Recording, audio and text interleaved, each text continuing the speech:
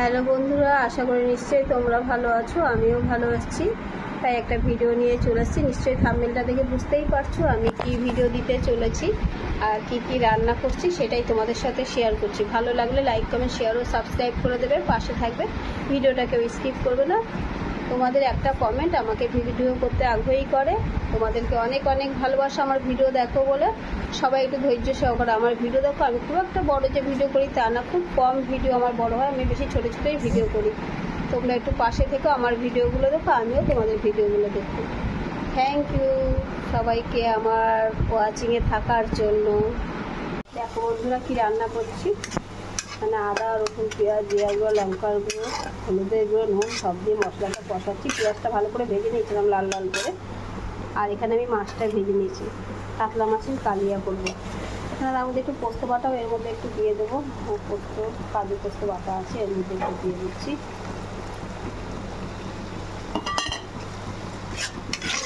কালিয়া হবে, রান্না হতে থাকো।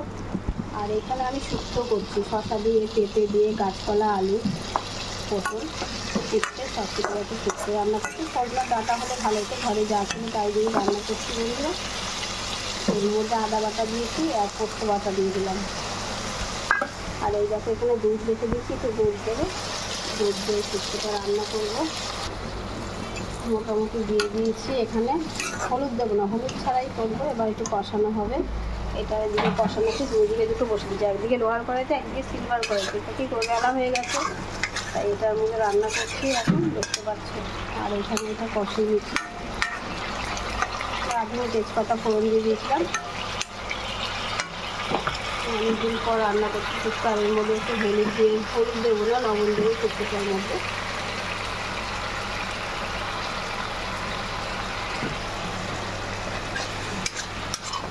এটা কষানো সব সিমে দিয়ে দিচ্ছি।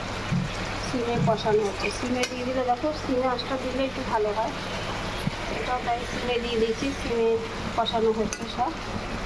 কষানো হয়ে গেলে দুটোই একটু কষানো হয়ে গেলে, যদি একটু ভাপ দিয়ে নিয়েছিলাম, নুন দিয়ে একটু সেদ্ধ করে নিয়েছিলাম।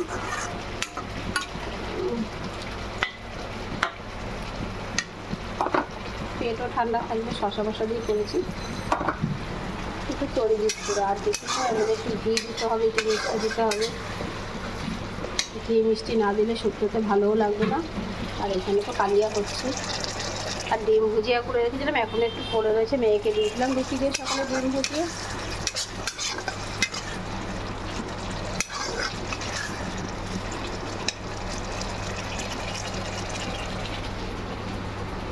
দুধটা নেবো। একটু কষানো হয়ে এসছে মোটামুটি। এবার একটু এর মধ্যে দুধ দিয়ে দেবো, বুঝেছো। দেখো কষানো তো মোটামুটি হয়ে গেছে। এবার এর মধ্যে আমি একটু দুধ দিয়ে দিচ্ছি। এদিকে এটা, এদিকে এটা, একটু আওয়াজ রান্না বুঝতেই পারছো। এবার এর মধ্যে এবার একটু দুধ দিয়ে দিলাম।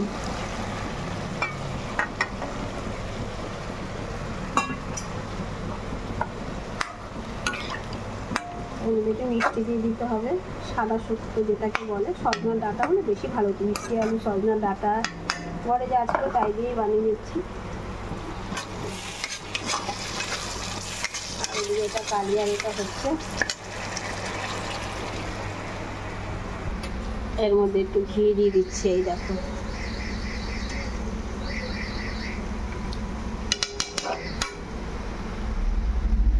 আর মিষ্টি দিয়ে দেবো এর মধ্যে, এখনো দিইনি, যখন দেবো দেখাবো বন্ধুরা। এবার এর মধ্যে আমি একটু মিষ্টি দিয়ে দেবো। আর এখানে এটা কষানো হয়ে গেছে, একটু একটু জল দিয়ে দিতে হবে। শুক্তোতে একটু মিষ্টি না দিলে ভালো লাগবে না, একটু মিষ্টি দিয়ে দিচ্ছি। আর এর মধ্যে এবার একটু জল দিয়ে দেবো। এটা কষানো মোটামুটি হয়ে গেছে, দেখো তেল বেরিয়ে গেছে। কষানো হয়ে কালিয়া করে খুব একটা বেশি জল দিয়ে না, মাখামাখি রান্না হবে। আর একটু জল দিচ্ছি। দেখো বন্ধুরা শুক্তোটা আমার মোটামুটি হয়ে গেছে। এবার নামিয়ে দেবো। দেখতেই পাচ্ছ শুক্তোটা হয়ে গেছে। এটা হচ্ছে দুধ দিয়ে শুক্তো, পোস্ত বাটা দিয়ে। আর এবার মাছ দিয়ে দিচ্ছি আমি ঝোলে। ঝোলটা ফুটে গেছে।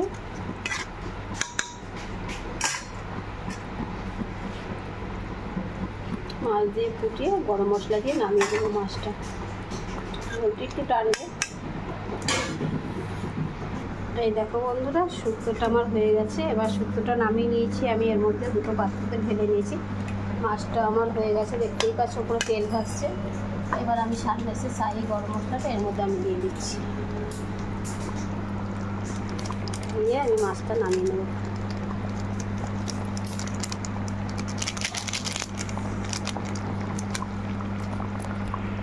আমার রান্না কমপ্লিট, আজকের রান্না এই বন্ধুরা হয়ে গেল, রান্না কমপ্লিট। সবাই ভালো থাকবে, ভিডিওটাকে স্কিপ করো না।